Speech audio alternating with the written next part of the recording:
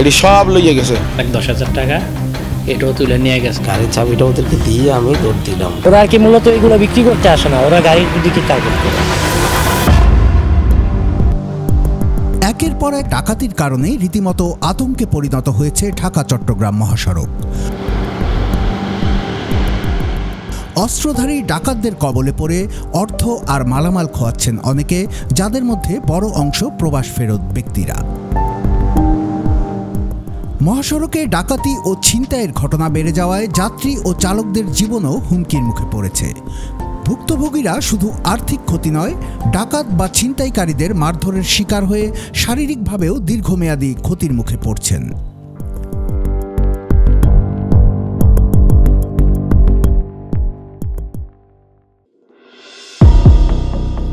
সাম্প্রতিক সময়ে টানা ঘটতে থাকা এসব ডাকাতি ও লুটের ঘটনা নিয়ন্ত্রণে আনতে না পারায় হাইওয়ে পুলিশের একজন ওসিকে প্রত্যাহার করে দেয়া প্রমাণ করে পরিস্থিতি কতটা ভয়ানক হয়ে উঠেছে এ পথের যাত্রীদের জন্য। কুমিল্লাবাসী বলছেন, রাতে মহাসড়কে ডাকাত আর দিনে শহরের পথে ঘাটে মলম বা অজ্ঞান পার্টি, দুয়ের দৌরাত্ম্যে সর্বশান্ত হচ্ছে সাধারণ মানুষ। এ ধরনের অপরাধ দমনে যৌথ বাহিনী অভিযান চালালেও লুটপাট থামছে না। এমন প্রেক্ষাপটে সম্প্রতি সড়কে আলাদা করে আইন শৃঙ্খলা বাহিনীর 250 সদস্য মোতায়েন করা হয়েছে।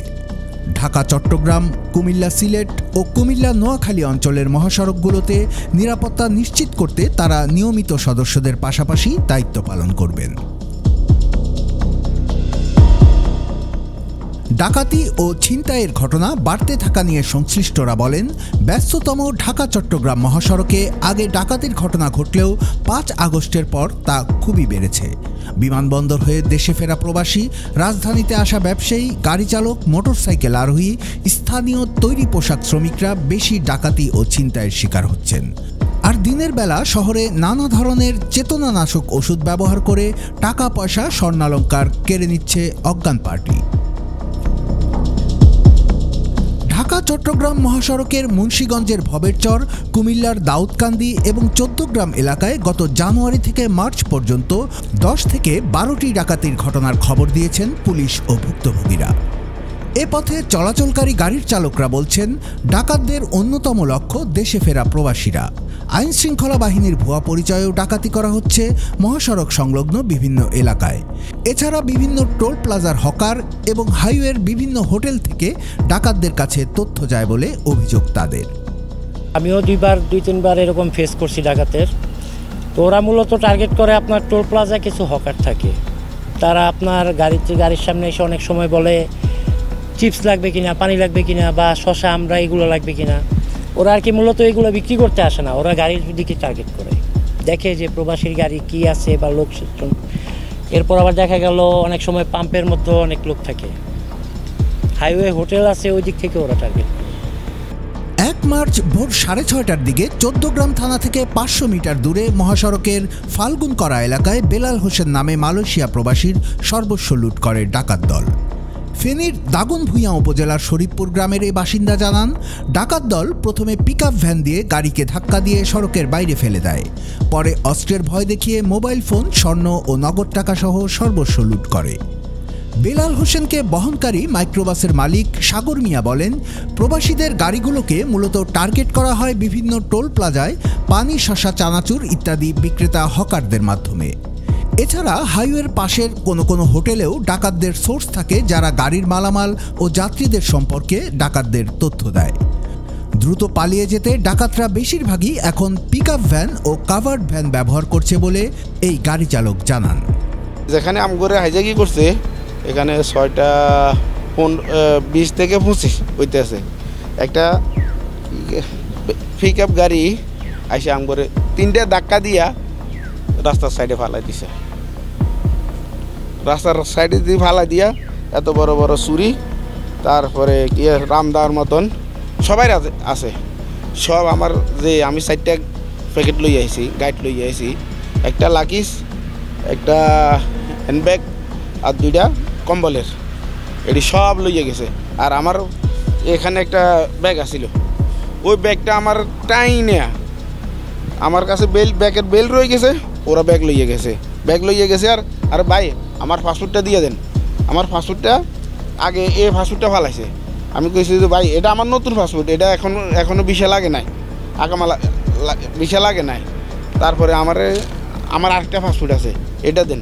তো এরা প্রথম বাড়াইছে কভার, তারপরে একটা করে ফালাই দিয়া ওরা মাল লইয়া গেছে। আচ্ছা, প্রবাসীরা কেন টার্গেট বা কিভাবে প্রবাসীরা টার্গেটের শিকার হচ্ছে? আমার কারোর প্রতি সন্দেহ হইতে এখানে সন্দেহের মতন লাগতেছে না আমার কাছে। ঠিক আছে, এরা কোথায় থেকে আইছে, কিভাবে আইছে সেটা আমি জানি না। 27 ফেব্রুয়ারি একই এলাকায় একই কায়দায় এবং একই সময়ে কুয়েত প্রবাসী নাইমুল ইসলাম ডাকাতির শিকার হন। তাদের গাড়িতে হামলা চালিয়ে ডাকাতরা সব লুট করে নিয়ে যায় বলে চৌদ্দগ্রামের জোরারগঞ্জ উপজেলার এই প্রবাসী জানান। একই তারিখে রাত 11:30টার দিকে কুমিল্লা সদর দক্ষিণ মডেল থানা থেকে 300 মিটার দূরে ডাকাত দল পিকআপ ভ্যান চাপা দিয়ে মহিউদ্দিন নামের এক ব্যক্তির মোটরসাইকেল নিয়ে যায়। এ ঘটনায় ওই ব্যাংক কর্মকর্তার 2 পা ভেঙে যায়। বর্তমানে তিনি কুমিল্লা নগরীর বেসরকারি একটি হাসপাতালে ভর্তি রয়েছেন।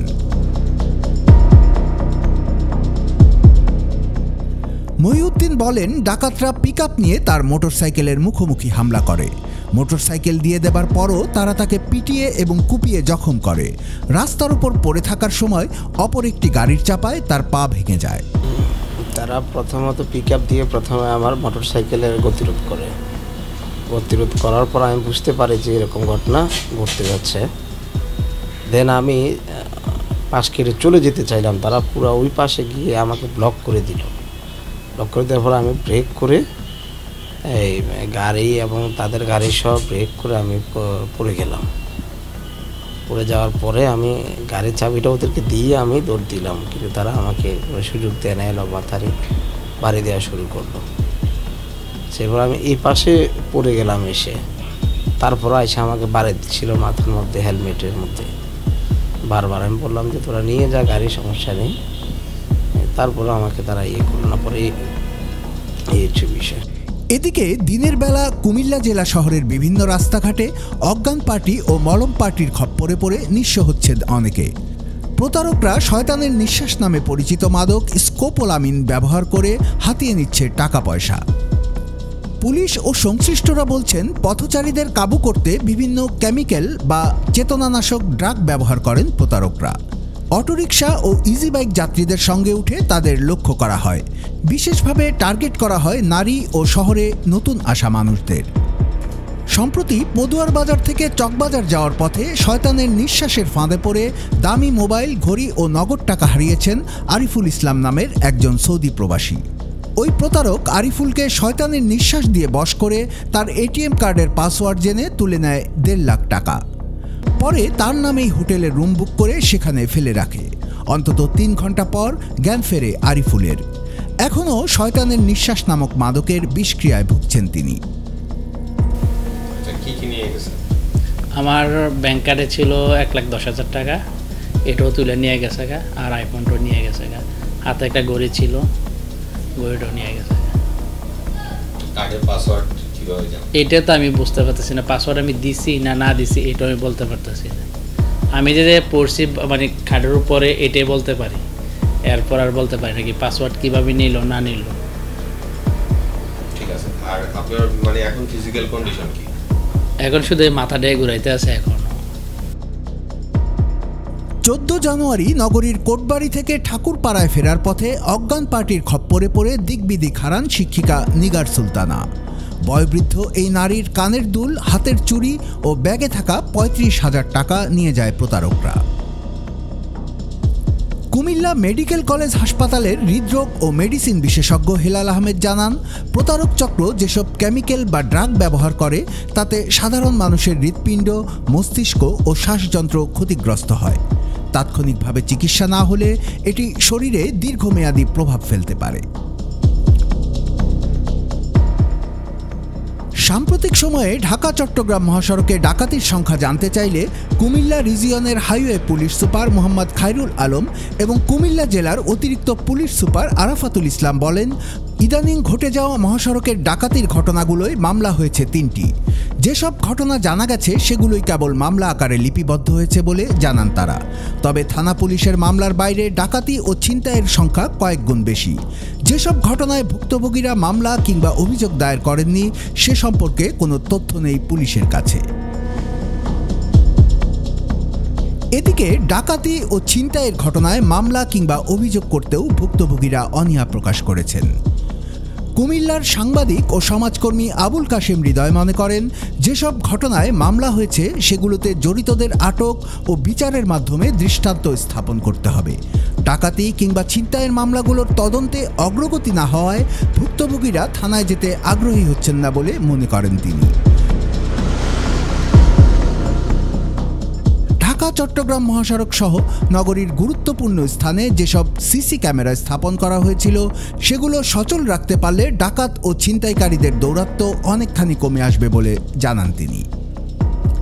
কুমিল্লার জেলা প্রশাসক মোহাম্মদ আমিরুল কায়সার বলেন, পুলিশ থাকলে ডাকাতি করা সম্ভব নয়। ডাকাতি প্রতিরোধে হাইওয়ে পুলিশকেই সবচেয়ে বেশি সোচ্চার হতে হবে। মহাসড়কের নিরাপত্তার দায়দায়িত্ব তাদের ওপরই বর্তায়। ঢাকা-চট্টগ্রাম মহাসড়কের কুমিল্লা অংশে অব্যাহত ডাকাতির মধ্যেই ডাকাতির ঘটনা প্রতিরোধে ব্যর্থ হওয়ার দায় নিয়ে প্রত্যাহার হন হাইওয়ে পুলিশের এক ওসি। সম্প্রতি দেবিদ্বার উপজেলার প্রজাপতি গ্রামে ডাকাতির প্রস্তুতিকালে অস্ত্রসহ 34 মামলার আসামি 3 ডাকাতকে আটক করে পুলিশ। অন্যদিকে ডাকাতির ঘটনা বাড়তে থাকায় বাড়ানো হয়েছে মহাসড়কে হাইওয়ে পুলিশের টহল। রোজার সময় ও ঈদকে সামনে রেখে সড়কে নিরাপত্তা নিশ্চিত করতে সেনাবাহিনী, র্যাব ও পুলিশের তৎপরতাও বাড়ানো হয়েছে। Highway police super Mohammad Khairul Alam বলেন, অন্তত আগামী 1 মাসের জন্য মহাসড়কের নিরাপত্তা জোরদার করতে কাজ করবেন তারা। বিশেষত ঢাকা-চট্টগ্রাম মহাসড়ককে প্রাধান্য দিয়ে নিরাপত্তা ব্যবস্থা সাজানো হচ্ছে। র্যাব 11 কুমিল্লার কোম্পানি কমান্ডার মাহমুদুল হাসান বলেন, মহাসড়ক সহ জেলা উপজেলা শহরগুলোতে গোয়েন্দা নজরদারি বাড়ানো হয়েছে। ডাকাতি ও ছিনতাইয়ের মতো অপরাধীদের ধরতে চেকপোস্ট ছাড়াও গোয়েন্দা নজরদারি করছে র্যাব। এর মধ্যেই শহরের বেশ কিছু এলাকা থেকে ছিনতাইকারীদের আটক করতেও সক্ষম হচ্ছেন তারা। যে সকল জায়গায় ডাকাতি বা ছিনতাইয়ের ঘটনা ঘটছে সেই সকল ঘটনার সাথে যারা জড়িত সেই সকল অপরাধীদেরকে আমরা খুঁজে বের করে আইনের আওতায় নিয়ে আসার চেষ্টা করছি। আমরা ইতিমধ্যে গত 2 দিনে আমরা 5 জন ছিনতাইকারীকে ধরেছি, যারা বিভিন্ন সময়ে জনসাধারণের কাছে ছিনতাই করার চেষ্টায় লিপ্ত ছিল। আমরা তাদেরকে হাতে নাতে গ্রেফতার করেছি এবং তাদেরকে আমরা তাদের বিরুদ্ধে আইনানুগ ব্যবস্থা গ্রহণ করেছি। কুমিল্লার কাগজ নিউজ ডেস্ক।